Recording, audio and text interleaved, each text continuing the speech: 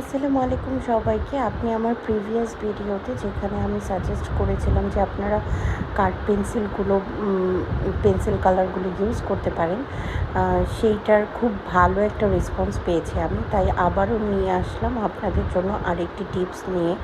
এটা হচ্ছে আমি আমার ভাইয়ের ছেলের জন্য কিনেছিলাম। এগুলো প্রথমে আমি যখন পেপারে ইউজ করি তখন দেখলাম যে প্রপারলি উঠে না, পেপারে ভালো করে রং হচ্ছিল না। তখন আমি হালকা পানি দিয়ে একটু কিছুক্ষণ ভিজিয়ে যখন কালার করি, কালারগুলো খুব স্মুথলি এবং খুবই গাঢ় হচ্ছিল। তো আমি ভাবলাম যে এটা ভিডিওতে শেয়ার করলে আপনাদের উপকারে আসতে পারে। আপনারা আপনাদের বাচ্চাদের ক্ষেত্রে যখন এই পেন্সিল রঙগুলো ইউজ করবেন, অনেকগুলো যদি কালার না হয় তাহলে পানিতে একটু ভিজিয়ে ইউজ করতে পারেন। তাহলে রঙটা খুব সুন্দর হবে এবং রঙটা একদম স্মুথলি হবে। তো আজকে এই পর্যন্তই। আশা করি আমার এই টিপসগুলো আপনাদের কাজে আসবে। আসসালামু আলাইকুম।